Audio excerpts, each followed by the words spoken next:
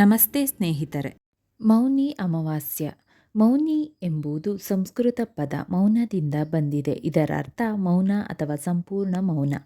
ಮೌನಿ ಅಮಾವಾಸ್ಯೆ ಎಂದರೆ ಮಾತನಾಡುವುದನ್ನು ತ್ಯಜಿಸುವುದು. ಸಂಪೂರ್ಣ ಮೌನ ಅಥವಾ ಮೌನ ವ್ರತವನ್ನು ಕಾಯ್ದುಕೊಳ್ಳುವ ಮೂಲಕ ಅಮಾವಾಸ್ಯೆಯನ್ನು ಆಚರಿಸುವ ಒಂದು ವಿಶಿಷ್ಟ ಮಾರ್ಗವಾಗಿದೆ. ಹಿಂದೂಗಳು ಮೌನವಾಗಿ ಉಪವಾಸ ಮಾಡುವ ಅಥವಾ ಬೇರೆ ರೀತಿಯಲ್ಲಿ ಹೇಳುವುದಾದರೆ ಪದಗಳ ಮೂಲಕ ತಮ್ಮ ಆಲೋಚನೆಗಳನ್ನು ವ್ಯಕ್ತಪಡಿಸುವುದನ್ನು ತಡೆಯುವ ವರ್ಷದ ಸಮಯ ಇದು. ಮೌನಿ ಅಮಾವಾಸ್ಯೆ ಮಹಾಶಿವರಾತ್ರಿಯ ಮೊದಲು ಕೊನೆಯ ಅಮಾವಾಸ್ಯೆಯಾಗಿದೆ ಮತ್ತು ಇದನ್ನು ಅತ್ಯಂತ ಪ್ರಮುಖವಾದ ಅಮಾವಾಸ್ಯೆ ಎಂದು ಪರಿಗಣಿಸಲಾಗುತ್ತದೆ. ಮೌನಿ ಅಮಾವಾಸ್ಯೆಯನ್ನು ಕಟ್ಟುನಿಟ್ಟಾಗಿ ಆಚರಿಸುವ ಸಾಧುಗಳು ಮತ್ತು ಸಾಧಕರಿಗೆ ಇದು ಪ್ರಮುಖ ದಿನವೆಂದು ಪರಿಗಣಿಸಲಾಗಿದೆ. ಅಮಾವಾಸ್ಯೆ ಸಂಸ್ಕೃತ ಪದವಾಗಿದ್ದು, ಅಮ ಎಂದರೆ ಒಟ್ಟಿಗೆ ಮತ್ತು ವಶ್ಯ ಎಂದರೆ ಬದುಕುವುದು ಎಂದರ್ಥ. ಇದರ ಅರ್ಥ ಒಟ್ಟಿಗೆ ಬದುಕುವುದು ಅಥವಾ ವಾಸಿಸುವುದು. ಆದ್ದರಿಂದ ಮೌನಿ ಅಮಾವಾಸ್ಯೆ ಎಂದರೆ ಸಂಪೂರ್ಣ ಮೌನದೊಂದಿಗೆ ಸಹಬಾಳ್ವೆ ನಡೆಸುವುದು. ಯಾರೊಂದಿಗೆ ಅಂದರೆ ಮನಸ್ಸು. ಸದಾ ಮಿನುಗುವ ಮನಸ್ಸನ್ನು ಮೌನ ಅಥವಾ ಮೌನದ ಮೂಲಕ ನಿಗ್ರಹಿಸುವ ಮೂಲಕ ಅದರೊಂದಿಗೆ ಸಹಬಾಳ್ವೆ ನಡೆಸುವುದು. ಅನೇಕ ಭಕ್ತರು ಮೌನಿ ಅಮಾವಾಸ್ಯೆಯ ನಂತರ ಹೆಚ್ಚಿನ ದಿನಗಳವರೆಗೆ ಮೌನವನ್ನು ಕಾಪಾಡಿಕೊಳ್ಳಲು ಆಯ್ಕೆ ಮಾಡುತ್ತಾರೆ. ಗಂಗಾ ನದಿಯಲ್ಲಿ ಸ್ನಾನ ಮಾಡುವುದು ಮೌನಿ ಅಮಾವಾಸ್ಯೆಯ ಆಚರಣೆಗಳ ಪ್ರಮುಖ ಭಾಗವಾಗಿದೆ. ಮೌನಿ ಅಮಾವಾಸ್ಯೆಯನ್ನು ಏಕೆ ಆಚರಿಸಲಾಗುತ್ತದೆ ಮತ್ತು ಇದರ ಮಹತ್ವವನ್ನು ತಿಳಿಯೋಣ. ವೈದಿಕ ಜ್ಯೋತಿಷ್ಯದ ಪ್ರಕಾರ ಚಂದ್ರ ದೇವರು ಮನಸ್ಸನ್ನು ಆಳುವ ದೇವರು. ಮೌನಿ ಅಮಾವಾಸ್ಯೆಯಂದು ಚಂದ್ರನ ಅನುಪಸ್ಥಿತಿಯಲ್ಲಿ ಮನಸ್ಸು ನಿರ್ಧಾರಗಳನ್ನು ತೆಗೆದುಕೊಳ್ಳಲು ಸಾಧ್ಯವಾಗುವುದಿಲ್ಲ ಅಥವಾ ಹೆಚ್ಚು ಆಂದೋಲನಗೊಳ್ಳುತ್ತದೆ.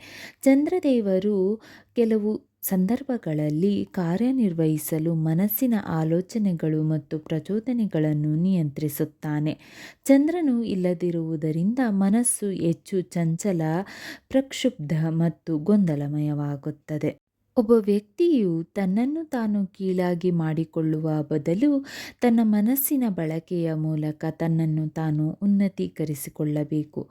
ಮನಸ್ಸು ನಿಯಮಾಧೀನ ಆತ್ಮದ ಸ್ನೇಹಿತ ಮತ್ತು ಅವನ ಶತ್ರು ಕೂಡ. ಸರಿಯಾಗಿ ತರಬೇತಿ ಪಡೆದ ಮನಸ್ಸು ಅತ್ಯುತ್ತಮ ಸ್ನೇಹಿತ ಮತ್ತು ತರಬೇತಿ ಪಡೆಯದಿದ್ದರೆ ಕೆಟ್ಟ ಶತ್ರು. ಗೀತೆಯಲ್ಲಿ ಹೇಳಿದ ಹಾಗೆ ವಿವರಿಸಿದಂತೆ ಮನಸ್ಸಿನ ಸ್ವರೂಪವು ಚಂಚಲ, ಪ್ರಕ್ಷುಬ್ಧ, ಹಠಮಾರಿ ಮತ್ತು ತುಂಬ ಬಲಶಾಲಿಯಾಗಿದೆ. ಮನಸ್ಸು ಅಸ್ಥಿರವಾಗಿದ್ದಾಗ ನಿರ್ಧಾರಗಳನ್ನು ತೆಗೆದುಕೊಳ್ಳಲಾಗುತ್ತದೆ. ಮಾಡಿದ ಕಾರ್ಯಗಳು ಅಪೇಕ್ಷಿತ ಫಲಿತಾಂಶಗಳನ್ನು ನೀಡುವುದಿಲ್ಲ. ಆದ್ದರಿಂದ ಮೌನಿ ಅಮಾವಾಸ್ಯೆ ಎಂದರೆ ಮನಸ್ಸು ಮತ್ತು ನಾಲಿಗೆಯನ್ನು ಮೌನವಾಗಿಡಲು ಮತ್ತು ಒಮ್ಮೆ ಮಾತನಾಡಿದ ಮಾತುಗಳನ್ನು ಹಿಂದಕ್ಕೆ ತೆಗೆದುಕೊಳ್ಳಲಾಗುವುದಿಲ್ಲ. ಅದು ಅವುಗಳ ಪರಿಣಾಮವನ್ನು ಬೀರುತ್ತದೆ. ಈ ದಿನದಂದು ಚಂದ್ರನ ದುರ್ಬಲ ಸ್ಥಾನದಿಂದಾಗಿ ಇತರರಿಗೆ ಬೇಡವಾದ ವಿಷಯಗಳನ್ನು ಹೇಳುವ ಹೆಚ್ಚಿನ ಸಂಭವನೀಯತೆ ಇದೆ. ಆದ್ದರಿಂದ ಮೌನಿ ಅಮಾವಾಸ್ಯೆ ದಿನವಿಡೀ ಮೌನ ಅಥವಾ ಮೌನ ವ್ರತವನ್ನು ಅಭ್ಯಾಸ ಮಾಡಲು ಸೂಕ್ತವಾಗಿದೆ.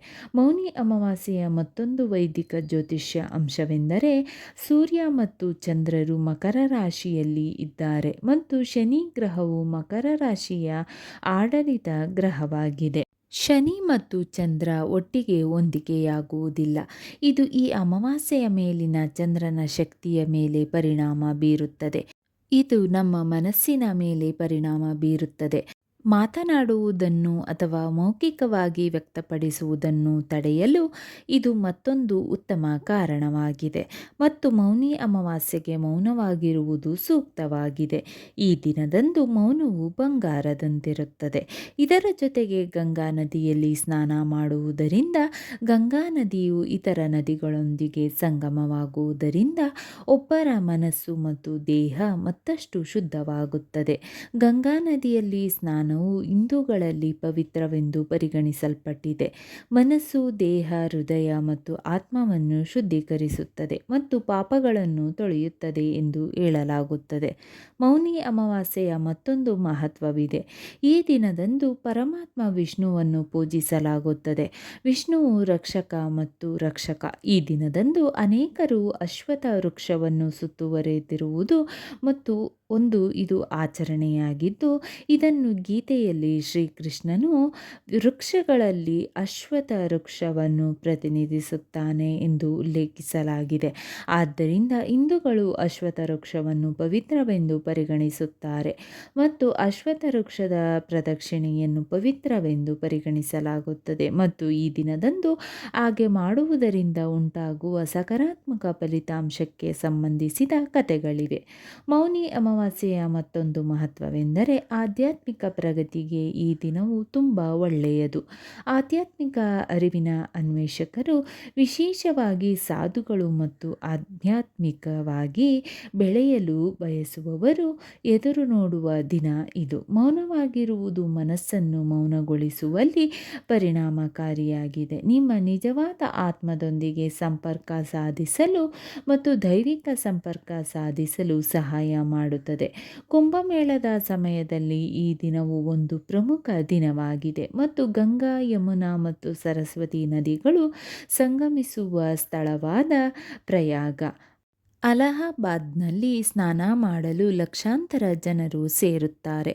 ಕುಂಭಮೇಳದ ಸಮಯದಲ್ಲಿ ಗಂಗಾ ನದಿಯಲ್ಲಿ ಮೌನಿ ಅಮಾವಾಸ್ಯೆಯ ಸ್ನಾನಕ್ಕಾಗಿ ಭಾರತಾದ್ಯಂತದ ಸಾಧುಗಳು ಮತ್ತು ಸಾಮಾನ್ಯ ಜನರು ಕಾಯುತ್ತಾರೆ. ಈ ದಿನ ಗಂಗಾ ನೀರು ಅಮೃತವಾಗುತ್ತದೆ ಎಂದು ನಂಬಲಾಗಿದೆ. ಮೌನಿ ಅಮಾವಾಸ್ಯೆಯನ್ನು ಹೇಗೆ ಆಚರಿಸಬೇಕು ಎಂಬುದನ್ನು ನೋಡೋಣ. ಮೌನಿ ಅಮಾವಾಸ್ಯೆಯ ಪ್ರಮುಖ ಚಟುವಟಿಕೆ ಎಂದರೆ ದಿನವನ್ನು ಒಂದೇ ಒಂದು ಮಾತನ್ನು ಹೇಳದೆ ಕಳೆಯುವುದು. ಇದು ಮನಸ್ಸನ್ನು ಶಾಂತಗೊಳಿಸುತ್ತದೆ ಮತ್ತು ನಿಮಗೆ ಅಥವಾ ಇತರರಿಗೆ ಹಾನಿಕಾರಕವಾದ ವಿಷಯಗಳನ್ನು ಹೇಳದಂತೆ ತಡೆಯುತ್ತದೆ. ಮೌನಿ ಅಮಾವಾಸ್ಯೆಯಂದು ಮುಂಜಾನೆ ಮೌನವಾಗಿ ಉಪವಾಸವಿದ್ದು ಪವಿತ್ರ ಗಂಗಾ ನದಿಯಲ್ಲಿ ಸ್ನಾನ ಮಾಡುವುದು ಸೂಕ್ತ. ಭಾರತದ ಉತ್ತರ ಭಾಗದಲ್ಲಿ ಸುಲಭ ಪ್ರವೇಶ ಸಾಧ್ಯತೆಯಿಂದಾಗಿ ಜನರು ಪವಿತ್ರ ಸ್ನಾನ ಮಾಡುವುದು ಸುಲಭವಾಗುತ್ತದೆ. ನೀವು ಇತರ ನದಿಗಳಲ್ಲಿಯೂ ಸ್ನಾನ ಮಾಡಬಹುದು. ಮನೆಯಲ್ಲಿ ನೀವು ನಿಮ್ಮ ನಿಯಮಿತ ಸ್ನಾನದ ನೀರಿನೊಂದಿಗೆ ಸ್ವಲ್ಪ ಗಂಗಾಜಲವನ್ನು ಬೆರೆಸಿ ಸ್ನಾನ ಮಾಡಬಹುದು.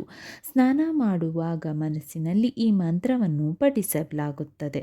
ಮಂತ್ರ ಈ ರೀತಿ ಇದೆ: ಗಂಗಾ ಚ ಯಮುನಾ ಚೈವ ಗೋದಾವರಿ ಸರಸ್ವತಿ ನರ್ಮದಾ ಸಿಂಧು ಕಾವೇರಿ ಜಲೇಸ್ಮಿನ್ ಸನ್ನಿಧಿಂ ಕುರು. ಈ ಮಂತ್ರದ ಅರ್ಥ: ಈ ನೀರಿನಲ್ಲಿ ಗಂಗಾ, ಯಮುನಾ, ಗೋದಾವರಿ, ಸರಸ್ವತಿ, ನರ್ಮದಾ, ಸಿಂಧು ಮತ್ತು ಕಾವೇರಿ ನದಿಗಳ ದೈವಿಕ ನೀರಿನ ಉಪಸ್ಥಿತಿಯನ್ನು ನಾನು ಆಹ್ವಾನಿಸುತ್ತೇನೆ. ಈ ನದಿಗಳನ್ನು ದೇವತೆಗಳೆಂದು ಪರಿಗಣಿಸಲಾಗುತ್ತದೆ ಮತ್ತು ಅವರ ಆಶೀರ್ವಾದಕ್ಕಾಗಿ ನನ್ನನ್ನು ಪರಿಗಣಿಸುವಂತೆ ನಾನು ಅವರನ್ನು ಪ್ರಾರ್ಥಿಸುತ್ತೇನೆ. ಮೌನಿ ಅಮಾವಾಸ್ಯೆಯ ದಿನ ವಿಷ್ಣು ದೇವರು ಮತ್ತು ಶಿವದೇವರನ್ನು ಪ್ರಾರ್ಥಿಸಬಹುದು. ಈ ದಿನ ಬೆಳಗ್ಗೆ ಧ್ಯಾನ ಮಾಡುವುದು ಮನಸ್ಸನ್ನು ಶಾಂತಗೊಳಿಸಲು ಸಹಾಯಕವಾಗಿದೆ. ದಿನವಿಡೀ ಅಥವಾ ಪದೇ ಪದೇ ಧ್ಯಾನ ಮಾಡುವುದನ್ನು ಈ ದಿನ ಅಭ್ಯಾಸ ಮಾಡಲಾಗುತ್ತದೆ. ಇಡ ಮತ್ತು ಪಿಂಗಲ ನಾಡಿಗಳನ್ನು ಸಮತೋಲನಗೊಳಿಸಲು ಕುಳಿತು ಆಧ್ಯಾತ್ಮಿಕ ಪುಸ್ತಕಗಳನ್ನು ಓದಲು, ಪ್ರಾರ್ಥನೆ ಮಾಡಲು, ಮಂತ್ರಗಳನ್ನು ಪಠಿಸಲು, ಧ್ಯಾನ ಮಾಡಲು ಮತ್ತು ಪ್ರಾಣಾಯಾಮವನ್ನು ಅಭ್ಯಾಸ ಮಾಡಲು ಸಾಧ್ಯವಾಗುವಂತಹ ಶಾಂತ ಸ್ಥಳವನ್ನು ನೀವು ಗುರುತಿಸಬಹುದು. ಆಂತರಿಕ ಚಿಕಿತ್ಸೆಗಾಗಿ ಈ ಅಭ್ಯಾಸಗಳನ್ನು ಮಾಡಲು ಇದು ಅತ್ಯುತ್ತಮ ದಿನಗಳಲ್ಲಿ ಒಂದಾಗಿದೆ. ನಿಮ್ಮ ಪೂರ್ವಜರಿಗೆ ಪ್ರಾರ್ಥನೆ ಸಲ್ಲಿಸಿ, ಕ್ಷಮೆ ಕೇಳಿ ಮತ್ತು ಅವರ ಆಶೀರ್ವಾದ ಪಡೆಯಿರಿ. ನೀವು ಪಿತೃಪೂಜೆಯನ್ನು ಸಹ ಮಾಡಬಹುದು. ಮೌನಿ ಅಮಾವಾಸ್ಯೆ ಶನಿ ದೋಷಕ್ಕೆ ಪರಿಹಾರಗಳನ್ನು ವಿವರಿಸಲು ಒಳ್ಳೆಯ ದಿನವಾಗಿದೆ. ಆದ್ದರಿಂದ ನಿಮ್ಮ ಜನ್ಮಕುಂಡಲಿಯಲ್ಲಿ ಶನಿ ದೋಷವಿದ್ದರೆ ನೀವು ಈ ದಿನದಂದು ಪರಿಹಾರಗಳನ್ನು ಮಾಡಿಕೊಳ್ಳಬಹುದು. ಮೌನಿ ಅಮಾವಾಸ್ಯೆಯ ಪ್ರಮುಖ ಅಂಶವೆಂದರೆ ದಾನ. ನೀವು ಎಳ್ಳು, ನೆಲ್ಲಿಕಾಯಿ, ಆಹಾರ, ಬಟ್ಟೆ, ಕಂಬಳಿ, ಉಣ್ಣೆಯಂತಹ ಬೆಚ್ಚಗಿನ ಬಟ್ಟೆಗಳನ್ನು ಇತ್ಯಾದಿಗಳನ್ನು ದಾನ ಮಾಡಬಹುದು.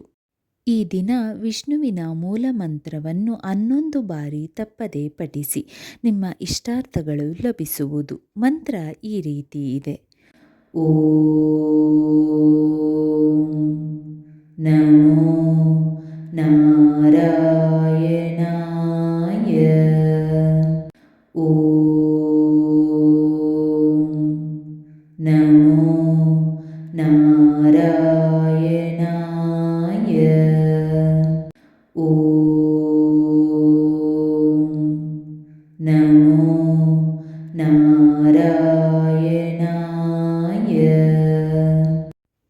ಸ್ನೇಹಿತರೆ, ಈ ವಿಡಿಯೋ ಇಷ್ಟವಾದಲ್ಲಿ ಲೈಕ್, ಶೇರ್ ಆ್ಯಂಡ್ ಕಾಮೆಂಟ್ ಮಾಡಿ. ಮುಂದಿನ ವಿಡಿಯೋಸ್ಗಳಿಗಾಗಿ ಚಾನಲ್ ಅನ್ನು ಸಬ್ಸ್ಕ್ರೈಬ್ ಮಾಡಿ. ಧನ್ಯವಾದಗಳು.